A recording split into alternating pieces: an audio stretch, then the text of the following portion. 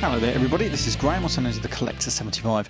Welcome to another Transformers Beast Wars review, and for this one we are doing Transformers Transmetals RHINOX. Yes, now this was an interesting figure to me, interesting in the fact that I had no interest in it whatsoever at the time. Probably mainly due to the fact that obviously in the TV show his animation model never got upgraded to the Transmetal, so they kept his original Beast Wars form throughout the entire run of Beast Wars, the cartoon. So this one was a slightly redundant to me in a way. So yeah, it's sort of like, not unlike some of the other Transmetal modes like Rat Trap and Tarantulas, for example. They were on the TV show, so for some reason they just had an immediate, you know, you could sort of fall in love with them ones really, but this one, and I suppose it's because of what he is as well. He's a mechanised rhinoceros that turns into a weird looking, well, I'll say it turns into, he just has a weird alt mode thing and then transforms obviously into a robot. Is it better than the original one? Yes, if I'm honest, I'd probably rather have this than the original Beast Wars RHINOX, definitely. Now, one other thing about these toys, this metallic paint over the decades, because you got to think these are like almost 20 odd years old now.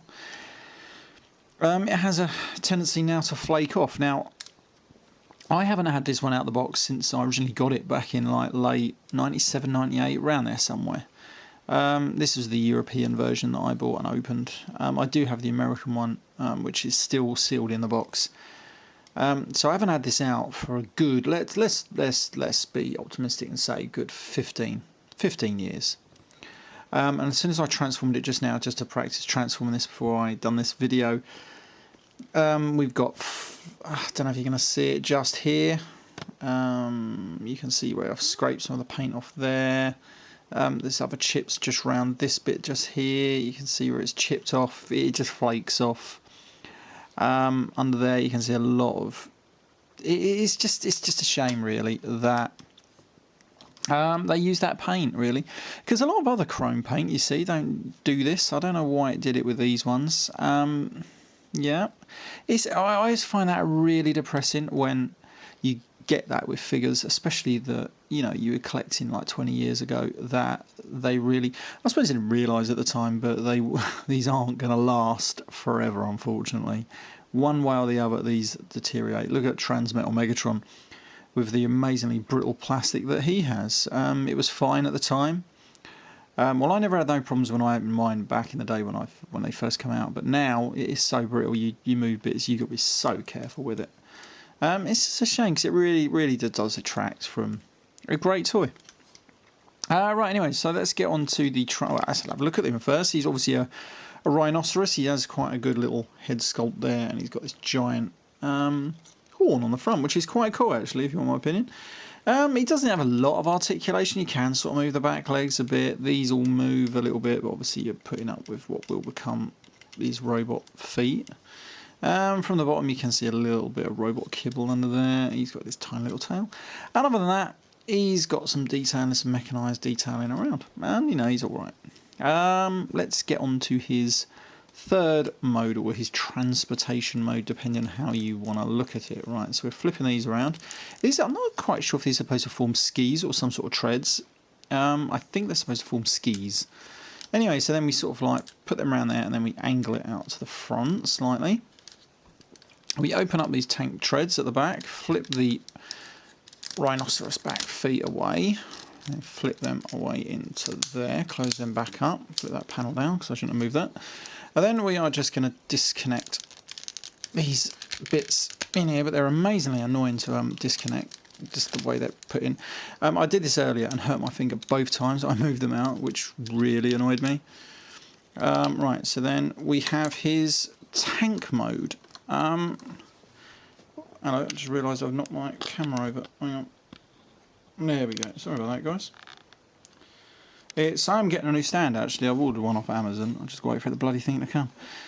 So anyway, so this is his alt mode, and it's now just him basically. The same mode, but just with some skis on the front legs, and now he's replaced his back legs with tank treads, and they still haven't given him wheels, so it doesn't really move a lot.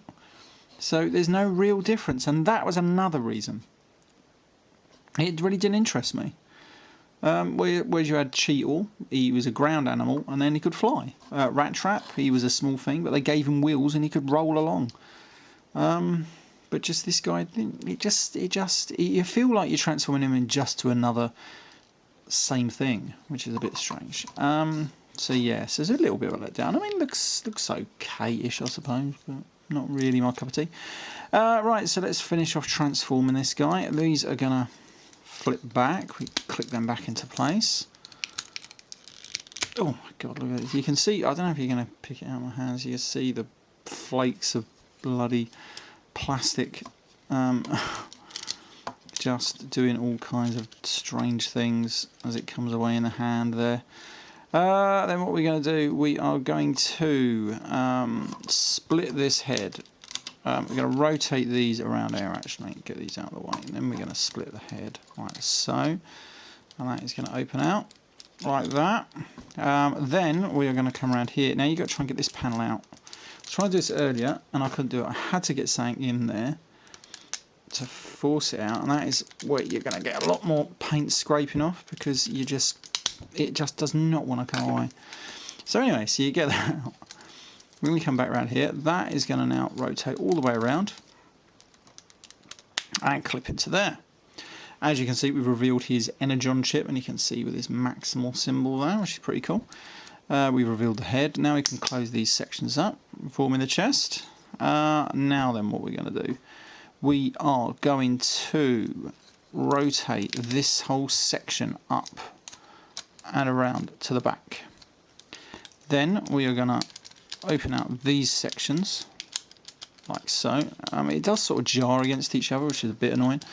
Then we need to, this section here, we're going to pull this out like so, and it just pulls out. Then we're going to spin it around.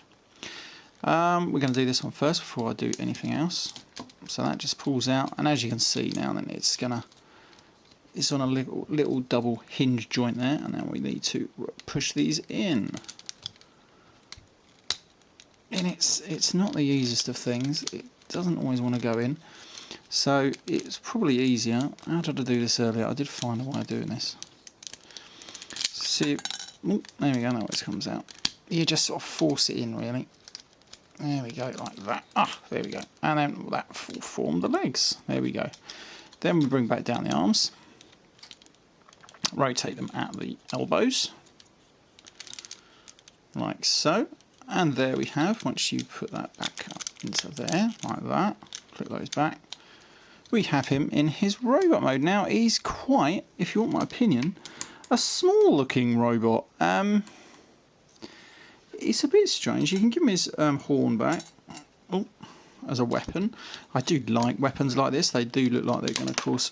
Bloody hell, everything's popping off now. This panel's just come off. How does it go on it? It hasn't broken, it's just popped out. Get back in there. Bloody thing. There we go. Right.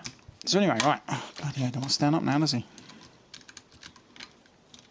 Right, so there he is. He's a bit on the back heavy side, unfortunately. Right, so there he is. Now, he is a bit of a short, squat fella.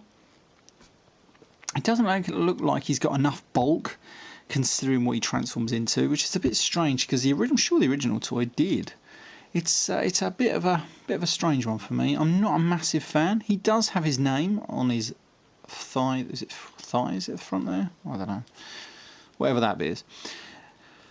I mean, he poses well enough. He's got a fair amount of articulation, and if we look at the head sculpt, it's not a bad looking head sculpt, but I preferred his original form, if you want my opinion. And the Generations RHINOX is probably the best RHINOX you're going to get, unless they do a masterpiece one, but you don't really need, really. It's quite a good figure.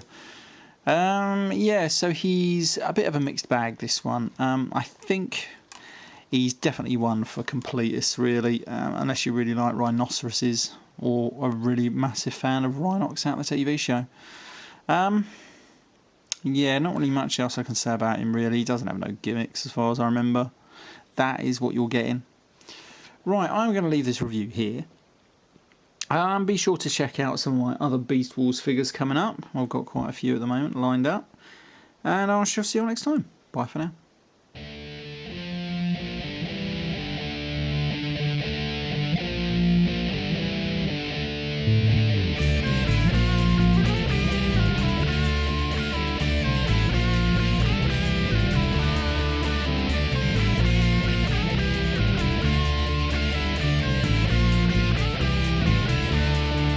Thank you.